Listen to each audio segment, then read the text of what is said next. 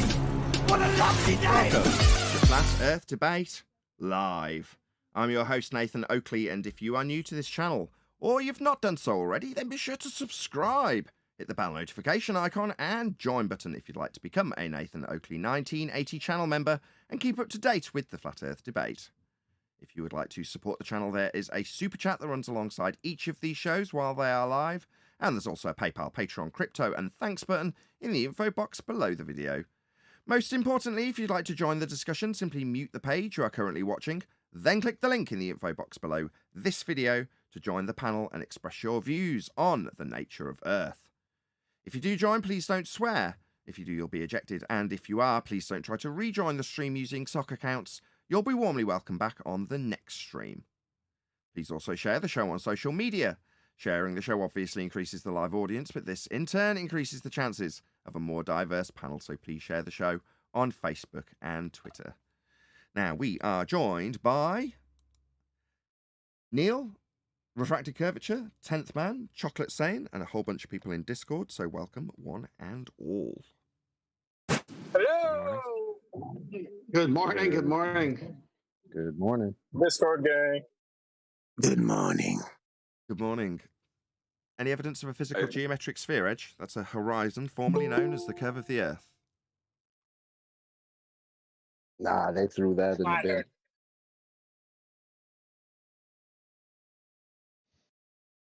What about any evidence of axial rotation of the Earth-based variety?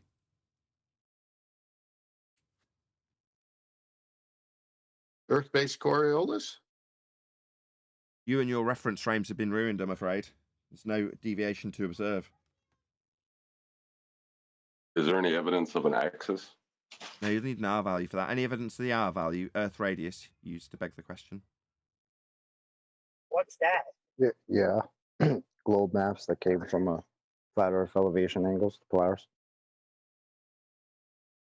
I mean, how else would you get an R value for a ball that's spinning? So you're saying you'll need a flat Earth to get that elevation angle measurement to Polaris to give you the R value extrapolation. But that's a flat Earth proof, Chocolate. Yeah, exactly. Oh, right. I mean, I'll take it. Okay, if you're a member of the show, check out the Uncut and After show when it gets published, because we covered Globe Man. Fun. In his wiki parroting nature on TikTok. So, yeah, you can check that out if you want to. But we're actually going to be covering this today in the live show. So this is Joe Scott with his 1.68 million subscribers. So check him out. We're going to share the... I was about to swear. We'll share this guy's link and go and let him know at Nathan Oakley 1980 sent me.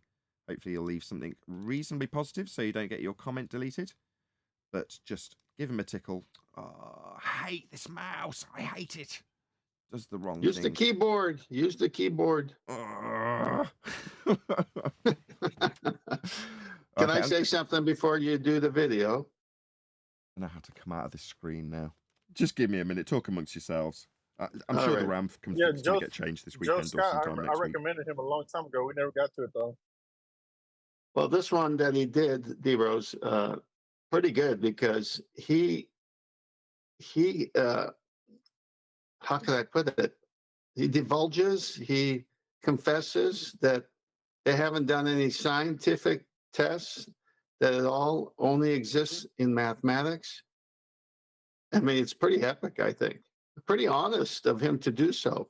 Even though he's in that paradigm, he admits there's no science backing it. It's just math.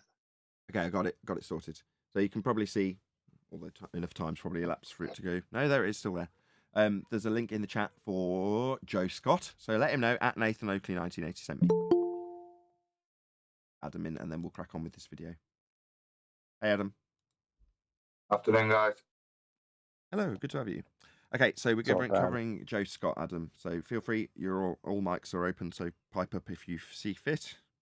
In March of 1949, the British astronomer Fred Hoyle appeared on a BBC radio show talking about various theories of the universe.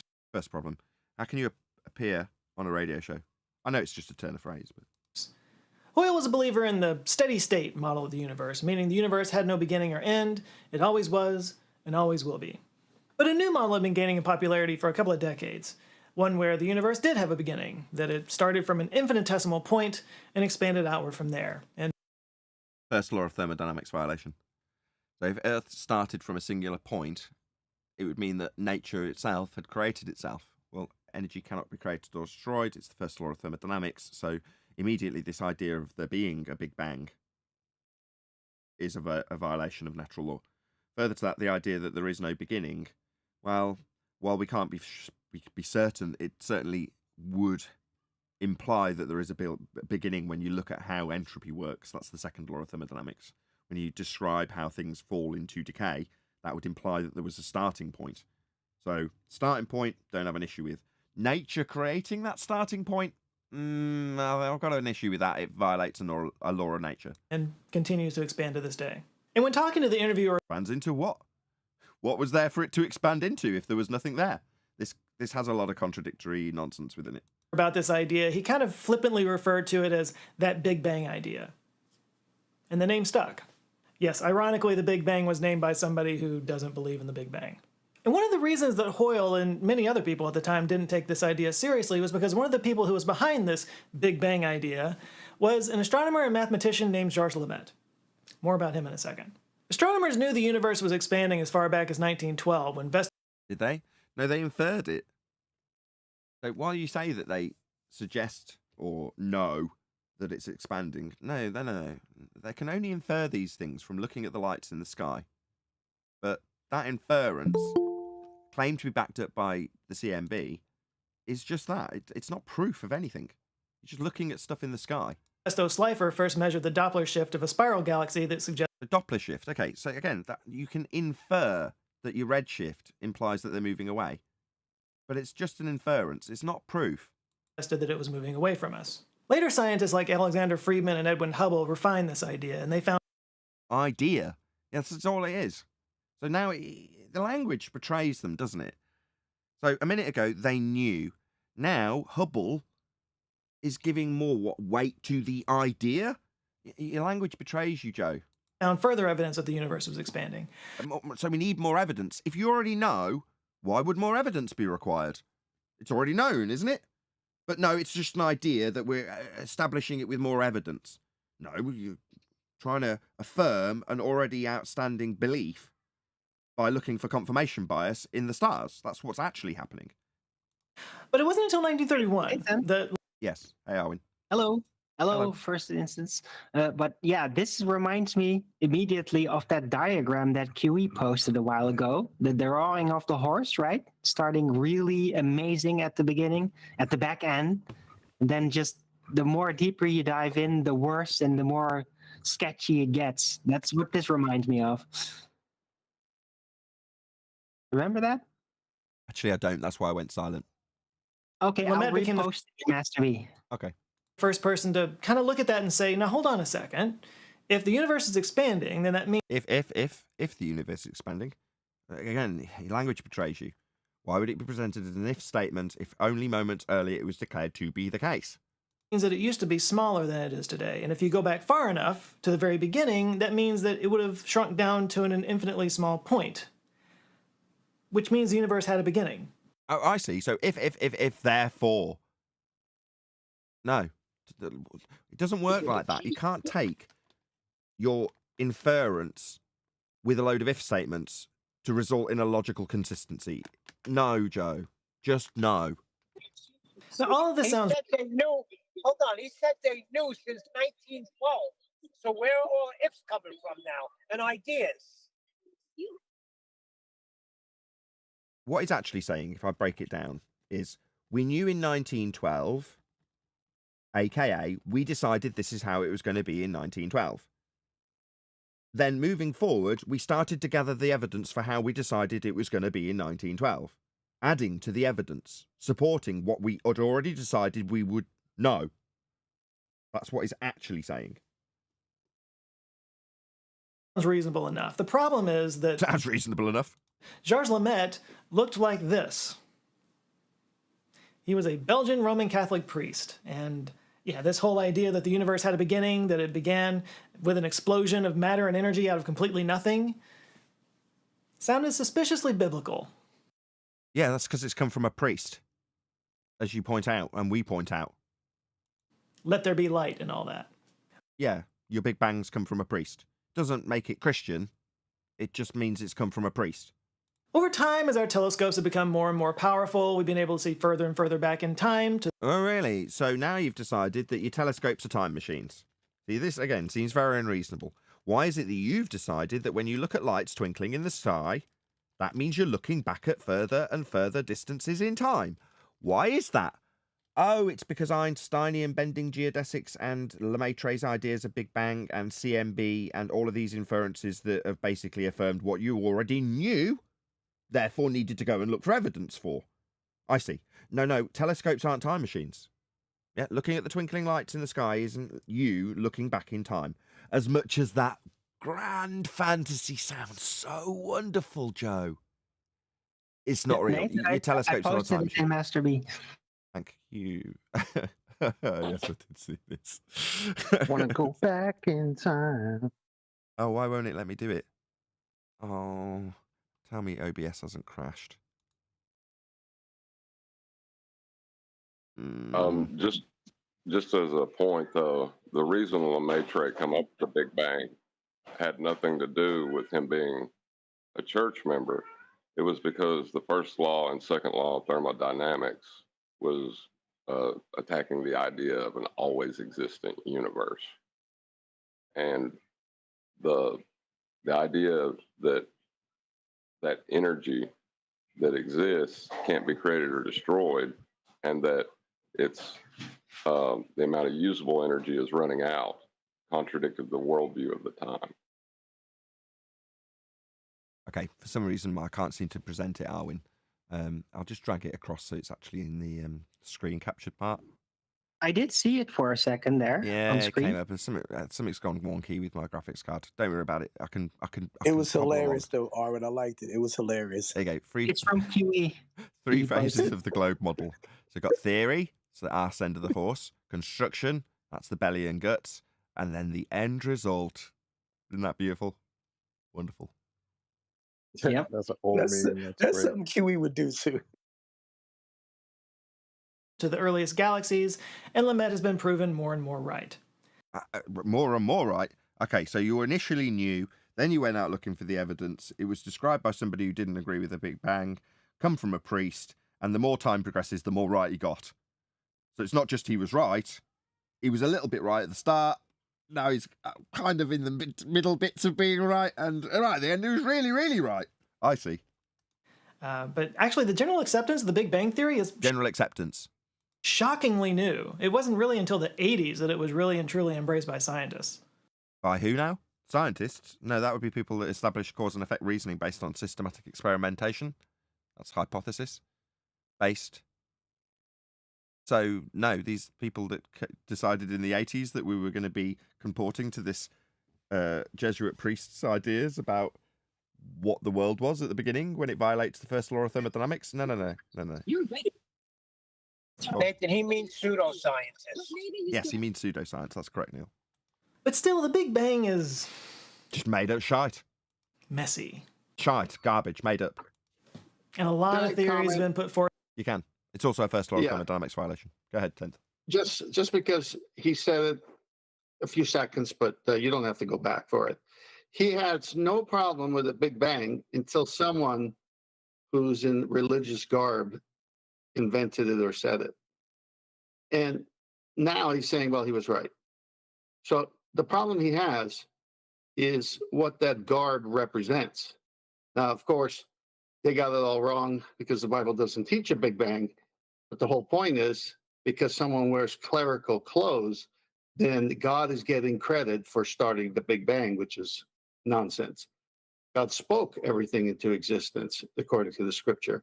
But his fight is not against the Big Bang. It just can't be God who starts the Big Bang, which he's right. God never did the Big Bang. He just spoke it into existence. So there's this fight against a creator right at the beginning of this video.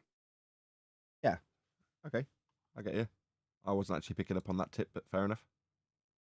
Or to explain it, many of which I've covered on this channel. And there are still people who think that maybe there is a steady state explanation for the universe. One of those explanations is called the causal set theory of the universe. and it's pretty solid. Oh, it's a bit like with Lemaitre, right? He was kind of a bit right at the beginning, and as time progressed, he got more and more right. But there's also an alternative making him entirely wrong. But this is kind of right, because we're at the beginning stages of the bullshit, right? Pretty solid. Pretty solid. The solid I think state. it's pretty gaseous. You will Really. hear John. Yeah, the idea that it's solid, whatever, that there's a static universe is in opposition to the second law of thermodynamics, the ever-existent universe. So he's either got to go with the Big Bang that contradicts the first law, or a static universe that contradicts the second law, because he can't work outside of nature, because he's stuck believing that there is nothing else. 61 people watching. Please share the show. Smash that share button. Mathematically, anyway. And it could explain a lot of other vectors. Right, sorry. I wish we had the pause before he said that. So, mathematically pretty sound. So, conceptually sound. Right, here, Flat Earth debate, obviously we're the most ridiculed people on the internet, but we deal with physicality, physics. Maths is merely conceptual, it's describing things. It's just language. But it's pretty sound within the description. No, it'd be pretty sound if it described reality, but it'd still just be a description. Might be wrong. Now, certain things hold true always, like laws of nature. Other things don't, like gravity. And questions about reality. Nathan, So, Yes. Yeah, so this is the beginning of the epic confessions that must be aired. So this is the first time he says, well, mathematically, that is.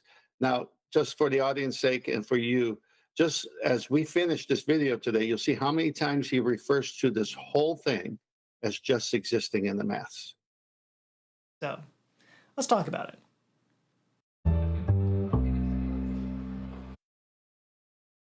We will after this short interlude. All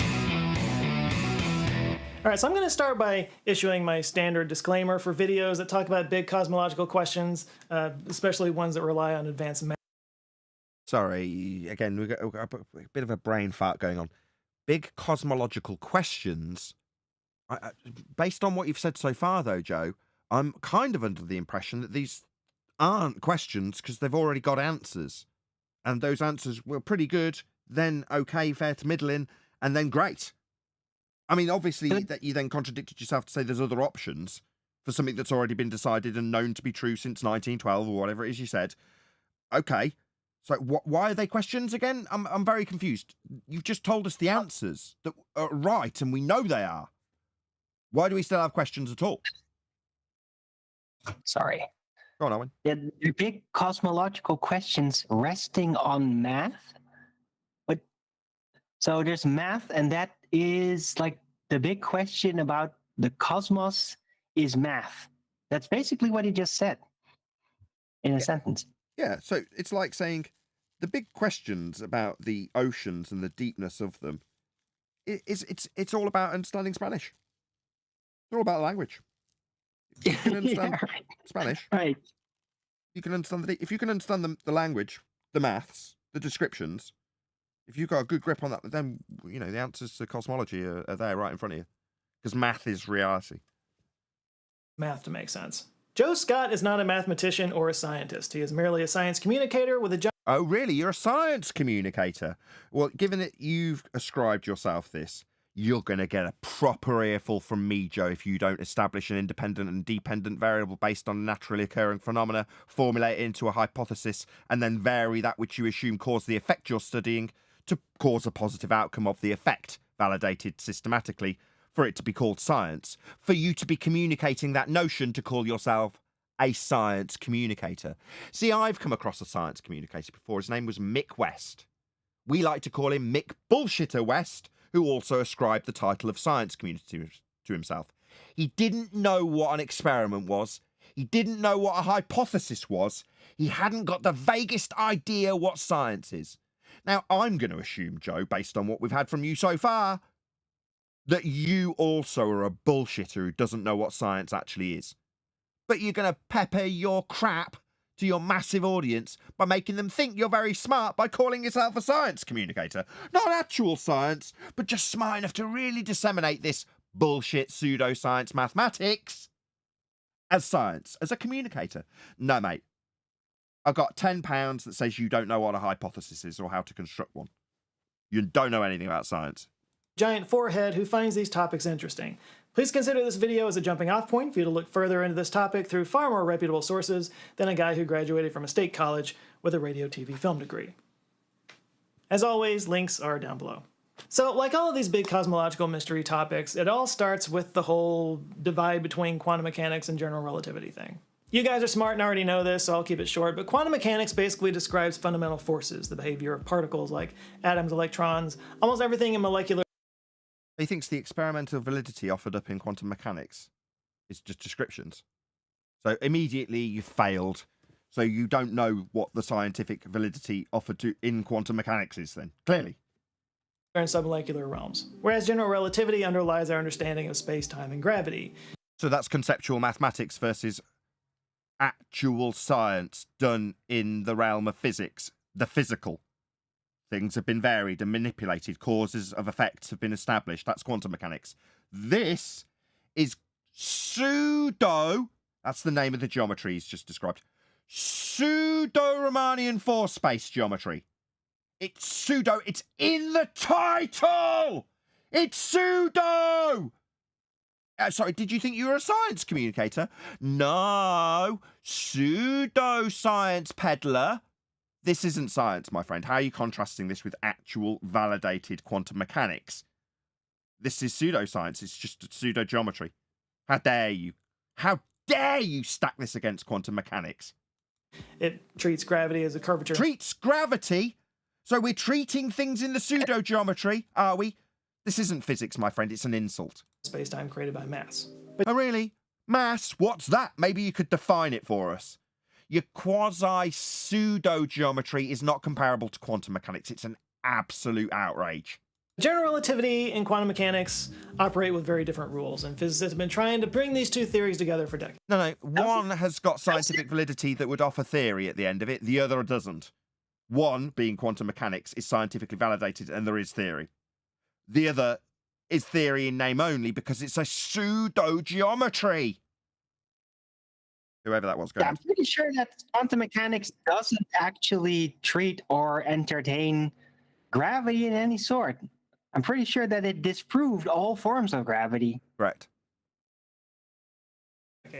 There are four fundamental forces of the universe, and those are gravity, Gravity, quote, George Musa, Scientific American, the editor. What's that you say? You graduated from a community college? Oh, right, that's fascinating. George Musa, Scientific American. Gravity is not a force, end quote. Sorry, Joe, you're a spastic. No, one of the fundamental forces is definitely not gravity. It's described in a pseudo-geometry, like we just covered. But you think it's a fundamental force? Maybe Brian Cox will sink in for you, Joe, because you're poisoning your audience with this garbage that you're wrong about. Let's give it you for Brian Cox. It's an outdated model, right? It's something that they would talk about in the 90s. Well, just give him a quote from Brian Nathan, Cox. There isn't really a force of gravity at all. End quote. Professor, not community college learning AV, Professor Brian Cox. Not a force. Do you understand, Joe? Yeah, I am going to demand a retraction of this garbage because you're telling your audience with your community college degree something that contradicts Scientific American and Professor Brian Cox. It's disgusting. I mean, how dare you, Joe?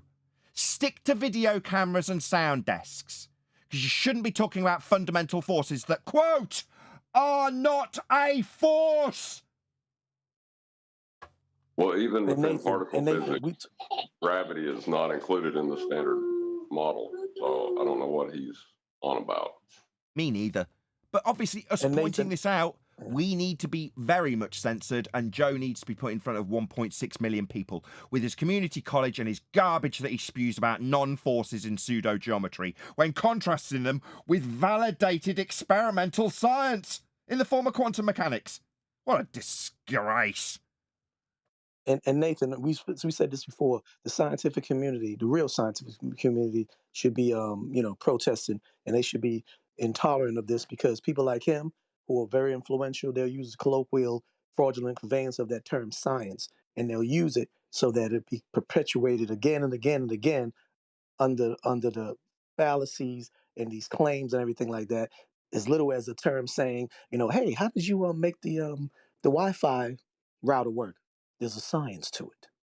That term is thrown around so many times that people think that science connected to anything that has to do with solving something or seeing something. It's just an abused word. And for people like this guy in this position to use it, I think even it's a minuscule part of what you're making a point of this whole video, still is so significantly detrimental to the intellect and the integrity of science. So I just want to say that. Can I read something real quick? It'll take 2 seconds. Feel free. Not actually, but having the appearance of. Pretended. That's pseudo, one of the definitions. So that sounds to me like pseudoscience. It's not actual. It has the appearance, but it's pretending. My favorite one is sham. Yeah, it says sham too. Yeah, And it this is- also says intentionally deceives.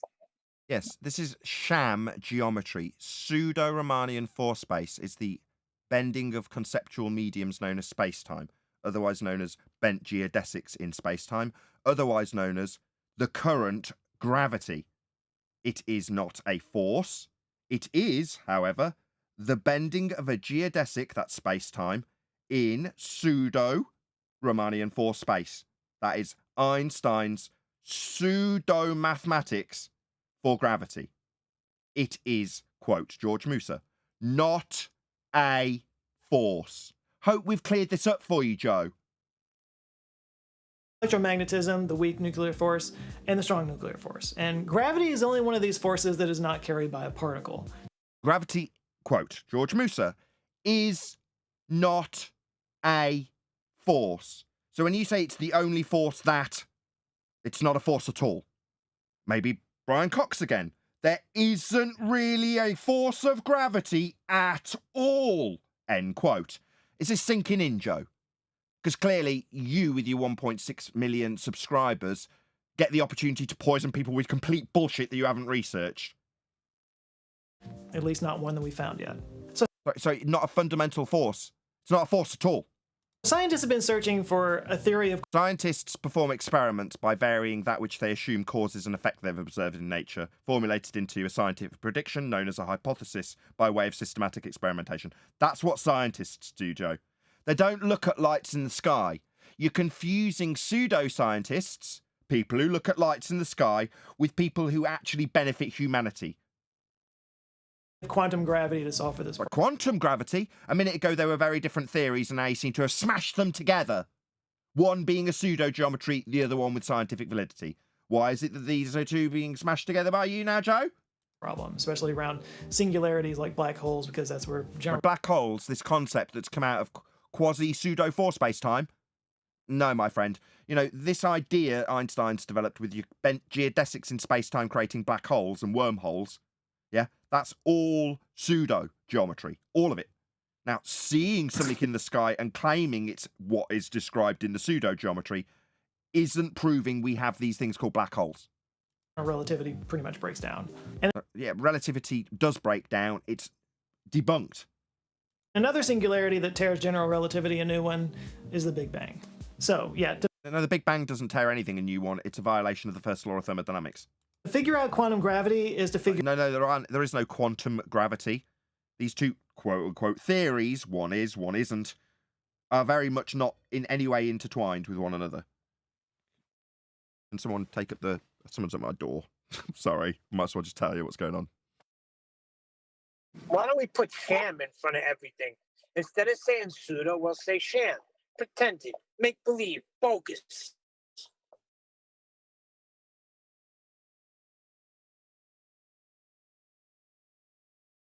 Why would you search for a theory? That just sounds odd to me now, you know? Like it should be building a theory based on what's already known, you know? But that's real science. They're doing pseudoscience. Yeah, that is real You know what, Neil? science. If you Neil, first you you made a good see, point. go on, D Rose. No, I was gonna say Neil made a good point because I had two adults that actually, when I said the word pseudo about something, it wasn't science. Some they was like, "What's that?" No, I'm being serious. There are, and I've say, if you look at the ratio of two encountering me, there's probably thousands of hundreds of thousands of people that may not know what the definition of pseudo is. So when we say this word pseudo, maybe we need to use more of a simplistic term, like Neil just said. Means Scam, fake, scam, sham, fake, not real, fake. pretending. Yep. That's what pseudo means. Fake, sham. Fugazi. Fugazi, that's a great one. I knew you would like that one, Neil. Well, as he's talking about it, as he's talking about science and theories, let's break down where theory actually comes into this. Because in terms of his gravity ideas of having theory, they definitely don't, but you'll understand why when I go through for the third time on this show what science actually is. Step 1, observe natural phenomena. That is something occurring in nature, not influenced by you, a man, that you want to know the cause of. Step 1, observe natural phenomena. Step 2, formulate hypotheses. So the cause will be assumed. Your supposition of cause is known as your independent variable. The effect you are studying, observed at step 1, is the dependent variable, and your suppositional statement is then formed. If my independent variable, supposition of cause, then the dependent variable that I'm trying to figure out the cause of. In other words, you vary it and it causes it. When you do that, vary it to see if it causes it, that's an experiment. If you vary it and it causes it, it being your natural phenomena that you're observing, then you have validated the cause of the effect. Then you can make a theory, normally based on one or more experiments for a specific subject matter. The theory comes after your scientific validity. That's what a theory actually is. When they use the word theory, they mean we've got a kind of solid idea right now, and when we firm it up by looking at stuff and saying it is the same as what we've already decided is true, that'll be strong evidence for it. And then when we've made more of those observations to back our bias about what we decided was true several hundred years ago, we'll call it proof. That's not science. That's pseudoscience. Hope we're all clear. That's not theory. That's an idea. Colloquial theory, if you like. Colloquially, I've got an idea about what that line in the sky is. I've not varied anything. I've not manipulated anything. I've not formulated a hypothesis. I've not done any experiments. But I've got a bloody good idea, so I'll call it a theory.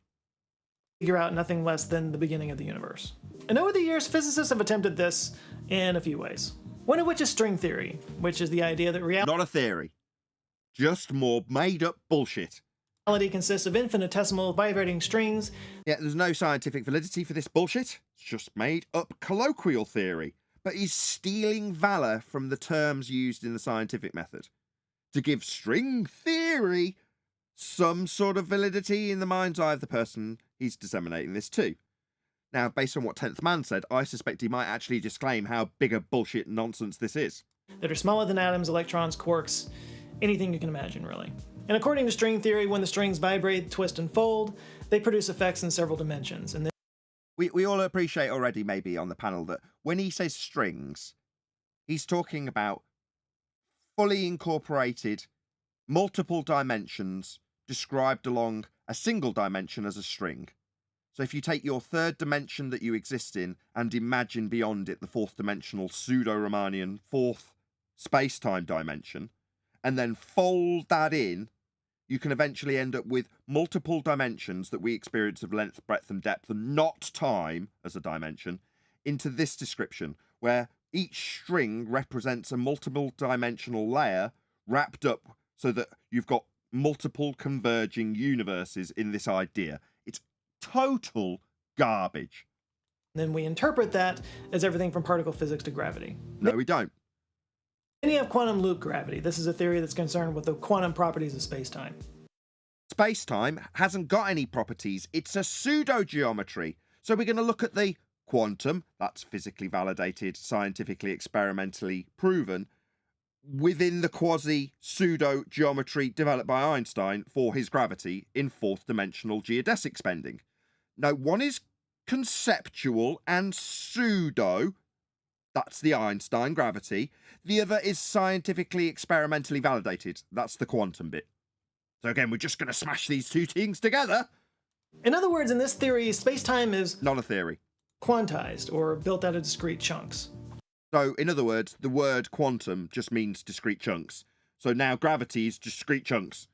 I see. So quite literally just smashing the two things together verbally and linguistically. I see. How very eloquent. Like, imagine zooming into space-time. You can't. Sorry, show me fourth-dimensional pseudo-Riemannian space-time, please, Joe. Can you show me that? Because what's on screen here, yeah, that ain't space-time. You see, that what we actually do have here is a 2D representation on a 2D screen. Where's the third dimension, first and foremost? And when you show me the third dimension, then show me the space-time dimension so I can understand what you're talking about when you go through this next example. Because on screen is definitely not a fourth-dimensional representation in any way, shape, or form. You're not showing me pseudo-4 space in this. According to quantum Blue loop, Marble, hold on. Well, maybe Blue Marble Science can come in. He's talking about it in chat. Come on in and tell us all about it. And Nathan, give him credit. He did say, let's imagine. So he's admitting, let's imagine. Because, that's like, let's imagine that we can just jump off a cliff and fly over to Australia right now. At least he's saying just imagine. He's saying imagine. It wouldn't be a smooth motion. It would stutter from one space-time pixel to another. Oh, really? So now we've got bent geodesic space-time pixels. Where are they? What I see is a clock. Is this the 4D space-time? Is that the fourth dimension, the clock bit? So we've got a bit of length and a bit of depth. No height inferred. Don't see any axes for that. But we do have a clock. So presumably, is this a bent geodesic, Joe? Is this what you expect me to swallow as a diagram of 4D space-time? I see. Very crude. I mean, not even a good visual representation that I can pull apart as being 3D and 2D. It's just literally got a clock slapped on a square or a diamond. Time wouldn't move continuously. It would work in quick little ticks of a discrete clock.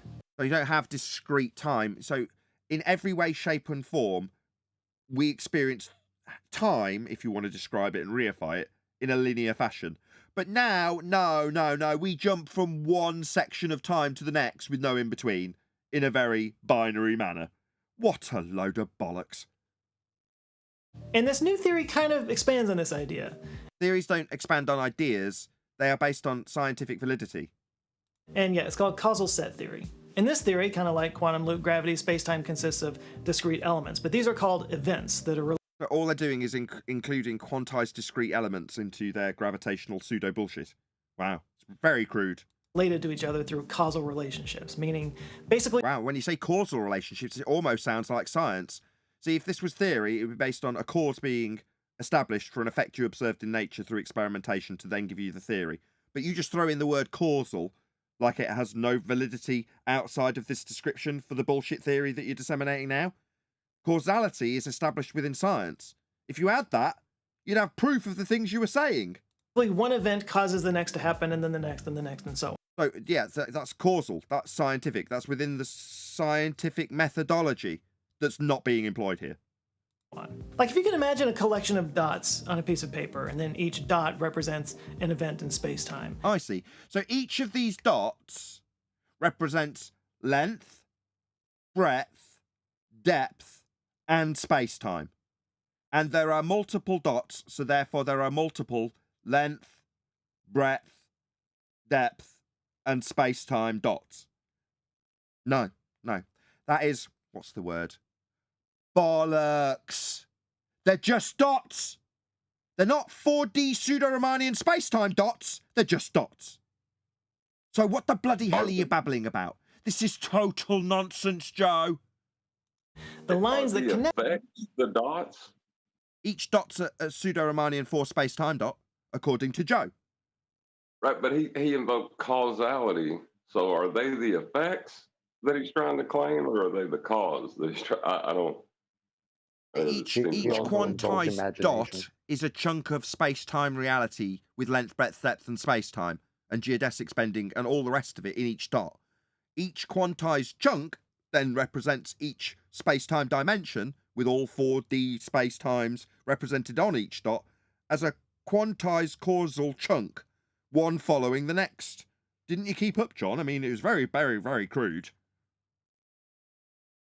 I don't think he knows what causality means or cause. No, because I'm that would be still trying science. to figure out what. If I put that bet down, I'd be getting a £10 note from somebody right now. Because the fact that he doesn't understand that cause is established within science demonstrates admirably that he doesn't know what science really is. Yes, John. Yeah, chocolate. I'm still trying to figure out what camera you use to zoom in on space-time. Anybody got that camera? Just The show me space-time first. P1500. We'll figure out how to zoom in on it after you show it me. It's the P1500. Hey, I got a question, Nathan. Are we still allowed to say Nathan Oakley sent me to this thing? Because I know you didn't mention it.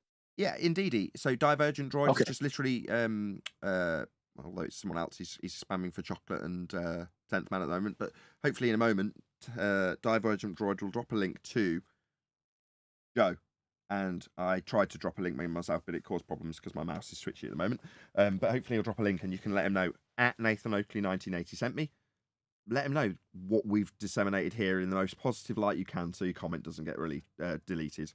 The idea being that were Joe to respond to us pointing out how nonsensical his claims of pseudo-Riemannian four space-time dots and their causal links in his dissemination of this complete bullshit, yeah, hopefully he'll make a response to us and put a link to my video in, so I receive some algorithmic love from him where the algorithmic overlords of YouTube do not offer it to me. But were he to put a link to my video, it might actually have some positive effect. 90 people watching. Please share the show. It'd be great to get to 100. Oh, come on, mouse. Come on. Connect them represent the causal relationships between those two dots, and if that event causes another event, then another line will form, and so on. And this sort of lattice work of connections between the events is known as a causal structure. Now, of course, if you're talking about the tiniest discrete chunks of space-time, you have to... What discrete chunks of space-time? Discrete chunks of pseudo space-time. No such thing exists, my friend. measure them in the tiny... Did he just say that the dots on his sheet of paper are caused by space-time? Yes. Okay, that's what I thought he said. Yes, measurements that we know of, and that's Planck length and Planck time. So with causal set theory, Planck length and Planck time represent the smallest possible distances and times between space-time events. But You can't have distances between things that are most assuredly linear. Yeah, I don't jump between one section of my timeline when I reify it into a geodesic that I can travel along. That must be linear. Imagine, to put this into context, if you've got a hand that's a second hand on a watch, yeah? So imagine you're looking down at your watch, it's got a second hand. It doesn't matter if each increment ticks. In other words, it's pointing at the 12, and then 1 second later, it ticks and goes to the 1. The hand has to pass through every single position between 12 o'clock and the 1 minute mark, representing 1 second on the hands and markings on a clock. It can't not go from A, that's the 12 o'clock mark, to B, that's the 1 minute mark, without passing through every single position in between the two. It cannot do that. What this, currently being described by Joe Scott, is describing is there being like a binary or digital transition from one with no in between to the next. Now, in reality, that isn't possible. We have a linear existence. We don't move in a binary fashion from one position to the next in a quantized state because you need to incorporate quantization into your bullshit theories that are colloquial only. anyway, you get the idea. No, we don't get the idea. We're ripping it apart, Joe. Causal set theory, space-time is granular. Granular, yeah, like individual grains. Yeah, I get it. Yeah, it's bollocks. But what does that mean? It means nothing. It's total nonsense based on dissemination of quantization for a pseudo-geometry spacetime when describing lots of them as dots. What that means is that singularities can't happen, because the chunks of spacetime can't get infinitely close together. If there are no singularities, that means there was no Big Bang. The universe has always existed, and time has no beginning. Steady state, baby. Now there's Other than it violates the second law of thermodynamics. Shout out to you, John. an important thing to remember about this theory, and that is that Not a theory. It would have scientific validity, experimentation, cause and effect reasoning, and a hypothesis, and a naturally observed phenomena. You don't have any of those things. we have no proof. So you definitely don't have any scientific theory then? We haven't found evidence of these tiniest causal units, which are What? called cosets, by the way. So you don't have a naturally Wait, occurring phenomena either. Very definitely not Wait. scientific. Go ahead, Chocolate. Was that the disclaimer right there we got? All this nonsense he was just talking about? We have no proof? Yes. Thanks, buddy. But it's a pretty good, Another- solid grounding. Yeah, confessional debating again. He's up to par with the new tactic. Yep. Like He's that, giving right? us all the codes. He said, let's imagine. And then he just said, it hasn't been proven. So, I mean, end the story. Like string theory, you know, we've never found the strings, but the math checks out. Does it? It's pseudo-geometry, four-dimensional pseudo-Riemannian space-time bending wrapped round into tubes to give you multiple dimensions as strings. But you think that checks out because the descriptions check out? So if I describe unicorns in Spanish, if the Spanish checks out, that makes the unicorns real, right? Because it only matters whether or not the language used to describe this is checking out or not. Because that's all maths is, the language. But if the language is cool, then so is the thing the language is describing. So if the Spanish is cool, unicorns are cool. Because I've described them accurately in Spanish. Same Can with you causal play set. that? Hang on. Can you play the last 5 seconds again, please? We haven't found evidence of these tiniest causal units, which are called cosets, by the way. It's kind of like string theory. You know, we've never found the strings, but the math checks out. Stop. We Yeah. never. Because of You can't causal see. units. Hmm. You can't see the geometric horizon, but the math checks out. Same with causal set theory. It's a mathematical construct. And there's two things I can tell you about the math and causal set theory. One, it works. Two, Works, that's a word that implies physics, doesn't it? I hate that word when they use it to contextualize something that's been described and functional in mathematics. That's the description, the language. Being concise or being accurate in the language doesn't mean it's going to do work. Because work is something that burly men do. That's not something that mathematical equations can do. They can't do anything in physics. it's way over my head. So let me explain it with a bunch of words that I found but don't understand. Okay, so causal set theory at its core Wow. is based on a mathematical concept called partial order relation. This is used to describe a set of events that have a cause and effect relationship with each other. So it's used to describe cause and effect relationships. Scientific method establishes the cause of an effect if you validate a hypothesis after observing a natural phenomena. But you're saying in this contrived description in maths, it's describing cause and effect relationships. So subverting all need for empirical science then. I mean, it's pretty useful for you as a bullshitter. Causal set theory Nathan, builds on... You must forgive him though, because he did just say he's going to try to describe this using words he doesn't even know. Okay. Yeah, he No, doesn't that's understand. forgivable. When the show concludes, I'm going to do my brain surgery piece. And I don't know a great deal about brain surgery, but I will parrot off how to do it with a few words I've read. Nothing wrong with that. Yep. Yep, that checks out.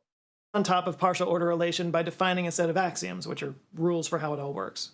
Works, there's that word again. You mean how it's described, how it's linguistically correct within the mathematics. That's the language. That's what you mean. So once those have been established, what makes it a reality? No, these are just conventions and descriptions. You already disclaimed that at the beginning, didn't you? They basically No, define the essential properties of the causal You don't get it. I mean, math is hard labor, man. It's hard labor. structure, which I talked about earlier. So one of these axioms is a requirement that the partial order relation be acyclic. This means there can't be any loops between the causal relationships between events. Another axiom requires that the partial order Sorry, one of the axioms is no circular reasoning? Is that what he's saying? Relation has to be locally finite, which ensures that the causal structure is not too dense or sparse. You're ascribing how things must be in physical reality by laying down rules in maths. Yeah, axioms. Okay. So what for the principles of the language? Okay. That doesn't affect physical reality, though. There's obviously way more to it, but yeah, it's math based on partial order relation. But order, again, no. Ordering things in the pseudo-mathematics isn't in any way affecting my reality. If you want to talk about the elements of the causal set itself, the causettes, we can refer to a paper by Professor Emeritus at Syracuse University, Raphael Sorkin. He describes causettes as point events that carry information, saying, quote, for some pairs, x, y, of elements, not for all, we have the information that x comes before y, or... Information? I see. Well, it's kind of like the causal influencer in quantum mechanics. In other cases, that x comes after y. Physically, you should... Physically? No, mathematically? Yeah, when you describe things as x and y, you think that's physics? No. This is mathematics. Think of this ordering as a microscopic counterpoint of the macroscopic relation of before and after in time. For some events, we know that they take place after certain other events. That's fascinating. Yeah, we have a description of it. It's called the second law of thermodynamics. Describes the arrow of time. He goes on to explain that the word causal comes in because we say that an event is... Because you're bullshitting about scientific validity you don't have. Causality and cause is established with science. That's its primary purpose. To establish cause? Later than another event if the latter could exert a causal influence on the former. You can establish that by varying and manipulating that which you assume causes the event, or, as we would describe it, phenomena. That's how science works. You vary that which you assume causes the effect and see if it does or not. Another way of describing it was laid out by Professor Samadhi Surya in the journal Living Reviews in Relativity, saying, quote, causal set theory is deeply rooted in the Lorentzian character of spacetime, where... Really? So it's based in a pseudo-geometry? I see. Primary role is played by the causal structure poset. Causal? There's that word again. No, you see, you're trying to work outside the purview of the scientific validity that you're trying to smash this together with quantum mechanics, but within the descriptions of the mathematics, ascribing causal structure. No, there's nothing causal in this mathematics. Importantly, the assumption of a fundamental discreteness in CST... Assumptions? Again, there's that word. You would assume a cause if you're doing science, and you'd vary it to validate it. Does not violate local Lorentz invariance in the... It doesn't vary and violate other mathematic bullshit. I see. Continuum approximation. Get set to tap.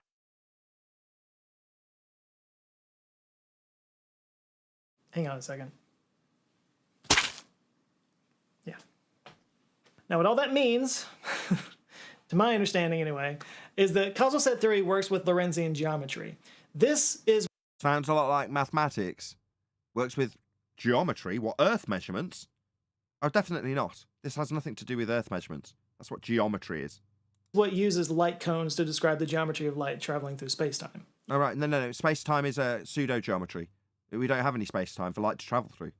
It's absurd. You could say light cones are to Lorentz geometry what a circle is to Euclidean geometry. Geometry? Earth measurement, you mean? No, you see, in Euclidean geometry, you can practically apply those things to geometry. This means that causettes can be mapped onto Lorentzian light cones. Can they really? Meanwhile, geometry has everything to do with Earth measurement. And what's cool about that is using this mapping, we can study the implications Mapping? Sounds like he's talking about Earth measurement to me. of space-time's discreteness. Space-time, you don't map space-time. You can't bend a geodesic and then map it. Because it's not real, it's pseudo. It's a description in Einstein's maths. But you think this is something to do with mapping? Definitely not. And how particles behave at high energies or the properties of black. No, we can establish those sorts of things through quantum mechanics, and they've been put to practical effect. We've got quite a substantial amount of technology off the back of that scientific validity, but it was offered by quantum mechanics. Black holes. So there's a reason why this whole approach is popular to some physicists. Popular? Meanwhile, quantum mechanics has benefited humanity. That's what you find when you scientifically validate things. They offer useful outcomes moving forward. So there was a paper written on CST called If Time Had No Beginning, and in it the authors talk about how in order to explain physics before the Big Bang, No, physics before the Big Bang. No. Conjecture given to you by a priest. Not physics before conjecture invented by a priest. See, you're smashing these words together to make it seem like what's being disseminated has any bearing on reality. It doesn't. We kind of have to turn to quantum gravity, which Quantum gravity, quantum being scientifically validated again, gravity being the conceptual bending of a pseudo-Riemannian force-space geometry. we still haven't quite cracked. You're never going to. You're never going to smash together the physics of things that have given us practical technology after scientific validation versus the useless and absolutely no practical application whatsoever of Einstein bent 4D space-time. Those two things will never, ever, ever be useful together. One has use, the other does not. Did he just say that he was going to describe the physical before the physical existed? Yep. Before the Big Bang, way the I physics before the Big Bang. Yeah, the physical before the physical. Yes, that's right. But they argue that You know what's cool about what you're doing, Nathan, what you've always been doing? This reminds me of a court case, and you are either the DA or the defense, and you're objecting to everything that this slick person tries to say while he's cross-examining on examining the witness and saying these words to try to influence the public, aka the jury. And you're crunching it right there, catching them. Objection, circumstantial, objection, this and that. Excellent job. I just wanted to say that. Thank you very much. That's what He's even to definitely recognize. not the defense. He's the prosecutor. It was There you go. it's There all you the go. work he did There on you the Amber Heard trial that's got you up to speed. It is. So we've got 100 people watching though. Thank you very much for all of you. Smash the share button. If you've just joined us, a very warm welcome to you. Please share the show if you've not done so already. Hey, Quantum Eraser, good to have you. using a causal set approach fixes that. It doesn't have to explain the singularity because there is no singularity. This, What? There is no? Oh, okay. Well, we'll just discount that then. of course, raises the question of how can there be passage of time if there's no beginning to it? Well, they suggest that time can be explained in CST through the process of space-time growth. Through the process of pseudo-Riemannian space-time growth. I see. Now, you see, we have a law of nature that describes the passage of time and decay, entropy. That's the second law of thermodynamics. This is surplus to requirements. Go ahead, whoever that is. No? Or, as the paper's co-author Bruno Binto told Live Science in 2021, quote, a huge part of the causal set philosophy is that the passage of time is Philosophy? There was me thinking this was physics. something physical, that it should So the philosophy of the physical. not be attributed to some emergent sort of illusion or to something that happens inside our brains that makes us think that the time passes. This passing is, in itself, a manifestation of the physical theory. So the passage of time, which is a convention we have developed to describe just that, is actually a manifestation of the physical theory. I see. See, this sounds like a lot of bullshit words that incorporate scientific sounding terminologies to make a pseudo description sound real. So, in a causal set theory, a causal set will grow one atom at a time and get bigger and bigger. What a load of old bollocks. Okay, but what about all those observations I talked about at the beginning of this video that point to there having been a Big Bang and a So observations don't give you that. They're just observations. Observe and declare? Why all these observations that told us that there was a beginning of time with the Big Bang violating the first law of thermodynamics? You think you got that from looking at stuff, do you? No. What didn't he? Go on. Didn't he just say that one atom will cause more atom? Like, that's just a straight up contradiction of the first law. Yep. Like, one atom is going to bring multiple atoms into existence? No, that's no. It will grow one atom at a time. It seems he's putting in the official disclaimer now, because now he's going back. Remember all that stuff I talked about at the beginning of the video, when in the past 10 minutes he's been talking nonsense and saying things like, I don't know what I'm talking about, so I'm just going to say these words. We have no proof. We ain't cracked that yet. And use your imagination. That's all I've gotten from this guy. Does he not know that two atoms got to do the nasty to make other atoms? I'm not saying. Go ahead, Adam. No, that was not me.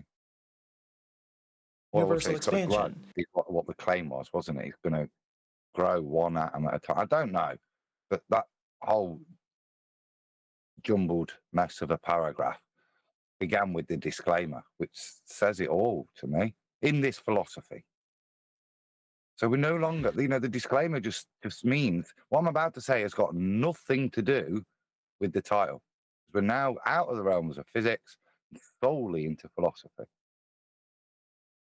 Well, their explanation is to say that basically from time to time in this infinite expanse of space-time, random fluctuations in energy could sort of merge into an explosion of energy and matter, kind of like a rogue wave in the ocean. Meaning, if you could see for infinity in this vast expanse over infinite space and time, you just see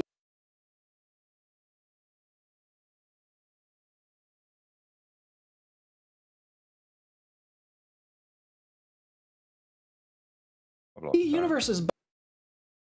Say again? Was Nathan muted? Yeah, again? that we lost sound there. I don't know. Oh, it's me. I was accidentally on mute. My buttons aren't working as they should. That's going to happen from time to time. Bubbling up in this endless ocean of quantum space-time foam. But because of the speed of light, none of them... Speed of what now? You're going to need to validate Einstein's geometry to develop a speed of light. So, given that it's a pseudo-geometry, your assertions of the speed of light are going to fall to the wayside pretty quickly. Would be able to reach any others, and none of us would ever know that any of these other universes were there. Kind of like a steady-state version of the multiverse. Now... Kind of like a What? second law of thermodynamics version of the universe that you claim expands. I see. Nathan, could you play that again in its whole? Like, what did he just say? If you could see for infinity in this vast expanse over infinite space and time, you just see universes bubbling up in this endless ocean of quantum space-time foam. But because of the speed of light, none of them would be able to reach any others, and none of us would ever know. Infinite ocean of quantum space-time foam. That's what I was thinking. Okay, buddy. But he also said that we're actually not able to perceive it. So it's basically like an inference based on a calculation to measure or to calculate that which cannot be measured. That's what he just described, I That's think. perfectly reasonable. Yeah. You can't see the cesium gas in Narnia. Doesn't mean it's not there. But that's why before he said, imagine we can zoom in on this thing that he just said we can't see. Chocolate, it sounds like a fugazi to me. Yes, sir. I've just We read, gotta make up a song for because space I've foam. not heard of Space steady foam. state theory. But the definition explaining science kind of sums it all up. What kind of switcheroo mind trick they're trying to play here. This is the definition, the steady state theory. And if this is a theological resolution to something, I'll eat my hat. One of the elegant features of the steady state theory is that because the universe is infinitely old, the question of its origin doesn't arrive. I beg you. I mean, that's a justification. Yeah. Infinitely old? Really? The elegant feature of the steady state is that because the universe is infinitely old, the question of its origin doesn't arise. Yeah, that checks out. So we were always there. They went for the third option. I was All of this waiting for the space foam. I got the space foam. That's all I wanted to hear from Sounds somebody bonkers. else. But I mean, every theory about the beginning of the universe sounds bonkers. Like, this isn't the first theory that I've heard talk about the idea of quantum space-time foam bubbling up universes. None of them are theories. I mean, you could go back to my video on the ekpyrotic universe theory, where Also not a theory, not scientifically validated. the Big Bang is explained as a breakaway piece of quantum membrane that breaks off and smacks into another quantum membrane like a wet towel. Sounds like bollocks. What the? That's how they explain it, like it's a wet towel hitting another universe in the face. Seriously. Yeah, and pretty much every explanation for the beginning of the universe, the mantra still seems to be, give us one miracle and we'll take it from there. So I don't know, maybe it's not so weird that the most accepted theory so far was created by a Roman Catholic priest. Yeah, that's not the case. It's not just give us a miracle. So what you establish is that your causality is affected by information. So therefore, when you're trying to establish the beginning of the arrow of time, in the case of this example, it would be origins that lead you to the ontological primitives. So you've only got really two questions that you can have that would give you a potential answer to the beginning of time. One, is the supposition, as you've offered in many of these quote-unquote theories, that nature created itself. That's a straight-up violation of the first law of thermodynamics. You can't have that. You can't have nature creating itself when nature can't create itself. It violates a law of nature. So then what are you left with?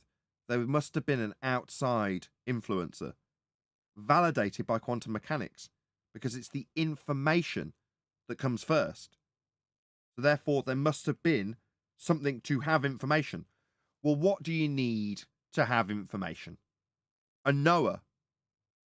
So before it all began, there must have been information, and that can only have existed if there is a knower. Therefore, Sounds like God to me. if you want to conclude with that, you're welcome to, Neil. Therefore, there is a God. Therefore, the only way that the creation could have started was by an outside influencer, a creator. Now, that word may not offend some. The next one will. God. Because it's the only alternative. You can't have nature creating itself. It violates a law of nature. But right now, like I said, this is all math. It all still needs to be proven experimentally, and Well, like quantum mechanics, it's not all math. You mentioned quantum many times. That's got scientific validity. So you've not researched any of this, have you, Joe? Because if you had, you wouldn't say this is all just math. Quantum mechanics isn't mathematics. It's physics. Wait, he Didn't said cite math. quantum mechanics. He cited quantum foam. So he was doing the hybrid child of quantum mechanics and Einsteinian, wasn't he? He's trying to put it together to create quantum foam, which is Einsteinian ether. That's It, what he postulated there. It all sounds He- very alchemical, if you ask he me. just gave, if you listen, he just gave the summary. He said, all this is just math. None of it's been proven experimentally. Well, No, you thanks, come- buddy. So wait, you come up with a math equation and then you could prove something scientifically? No.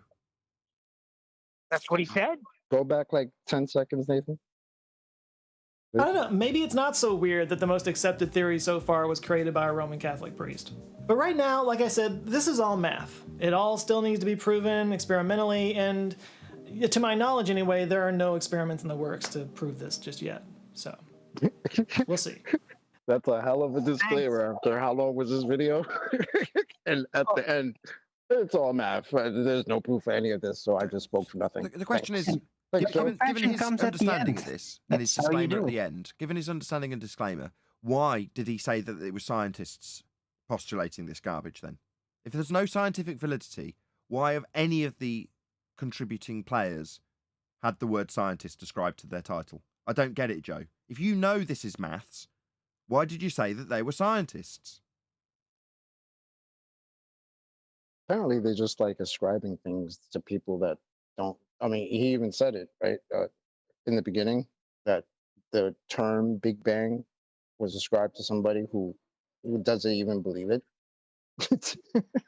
Nathan, Like- wouldn't it be more correct when these so-called scientists are theoretical scientists, where they do not do experiments for cause and effect?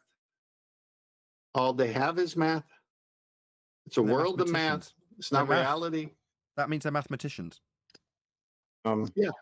It all depends on what one of my favorite. Oh. Sorry, Arwen. Go ahead. All right. It all look. He said scientists, but it depends on whether he meant scientists or scientists. You see. Well, Pseudoscientists. there's this theoretical physicist named Michio Kaku. Says one of my favorite lines. Says, in science, we always say that you make observations, you have a theory, make more observations, and it's a very, very tedious process. Wrong. Nobody that I know of in my field uses the so-called scientific method. In our field, it's by the seat of your pants. It's leaps of logic. It's guesswork. End quote. How can Sounds a like the whole professor- video. How can a professor in a claim to be science not know that experiment is involved in the scientific? He said observation, but he never said experiment one time. It's the equivalent but- of confession, isn't it? It's Yeah, but Give I me think he Father, knows I that have though. sinned. Yeah. Sorry, Oh, No, you should have finished. You should have finished his thought. Nobody in my field understands the scientific method. You should have finished that thought. Agreed. So links are going down below for anybody who wants to dive further into this or maybe actually understands this way better than I did. Alternatively, the 104 people watching can go to his channel, that's Joe Scott, and let him know via the link going by in chat, hopefully, that at Nathan Oakley 1980 sent me to respond to your nonsense. Keep it polite. You'll probably just get your comment deleted if you're not. But hopefully he'll respond and return the favour and pop a link to our video in his response, sharing the algorithmic love we do not receive from YouTube. But you guys tell me, what does that Nathan, mean? Yes. Speaking of that, when I mentioned that before, I did that, and I kid you not, less than 10 seconds, I got one of those highlighted comments. You're a YouTuber. Who does that? Is it the YouTuber owner? Is it because I did Nathan Oakley sent me here while reviewing this fascinating video with a smiley face. And less than 10 seconds, I literally got a highlighted comment. Who determines it's a highlighted comment or puts, I don't know. It wasn't just a like, thumbs up like, it was a highlighted. So with that being said, I'm just saying You it can pin works to it. do that because It wasn't somebody's pinned. Your Well, official hello? YouTube channel. Hello? Yeah, you can pin a comment. So if somebody leaves you a comment, you can pin it. But I don't know what you mean by highlighted. If it's pinned to the top, that's done by the owner of the Yes. channel. Okay, so he did that. That's what he did to mine. Who? So he responds. So it's good to do what you're saying Who? do. Do the Nathan Oakley sent me. I think he's talking about the guy who made the video. Talking about this guy on screen now. I don't know. Whoever did the channel pinned my comment when I said Nathan Oakley sent me while reviewing this fascinating comment with a smiley face. Before I even got back to Discord from doing that, I saw that it was pinned and highlighted.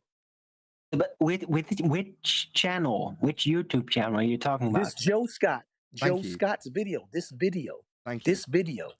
Perfect. That's brilliant. So at the Okay. very least, Okay.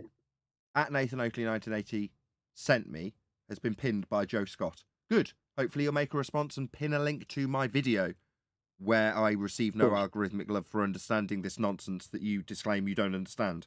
Well, we do. To you to be in a universe with no beginning or end? Does it make you feel part of something infinite? Does it not matter because you got to get up and go to work tomorrow anyway? It's not about how you feel if you're doing science. It's about what you can actually use to the benefit of humanity at the end of the experimental process. But I mean, this is all this garbage is worth. How does this make you feel? Who cares? Talk about it in the comments. By the way, there is one upside to a steady state universe, and that's the fact that in an infinite, never-ending universe, you'd have more time to craft delicious, healthy meals with today's sponsor, HelloFresh. Granted, your lifespan would still be the same. There's a fair bit after this, so I'm just going to spin past this. No, you're done. That's it. It's over. Oh, okay. So hang on. there's an upside to a second law of thermodynamics violation universe, right? Just tell me how it makes you feel, John. That's really all that matters.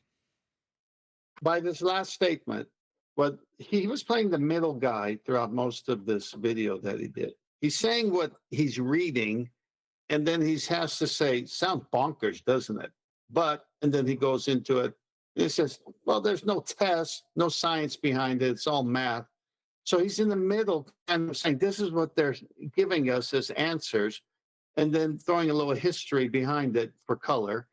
And then at the end, he says, well, maybe you're kind of the guy who it doesn't matter. So check out the sponsor. Maybe just eat all you want because when you die, you die. I mean,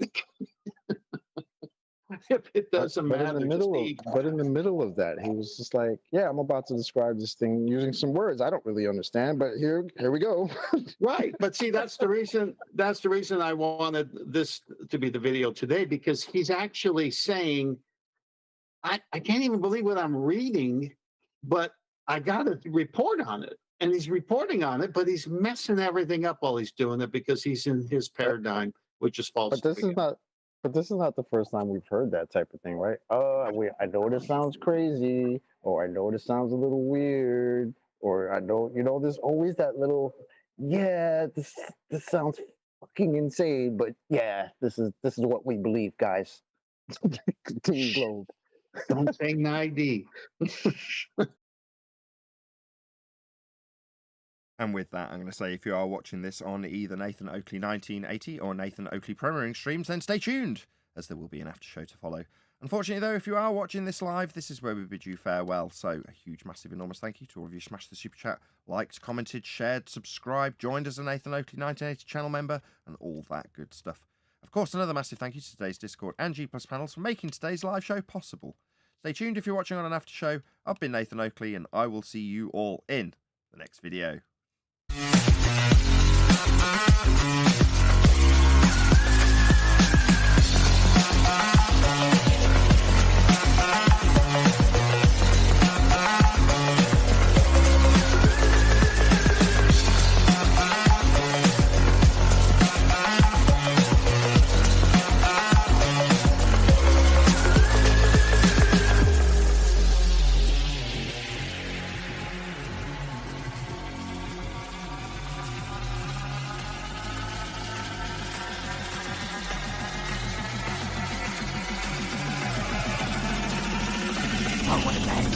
What a lovely day!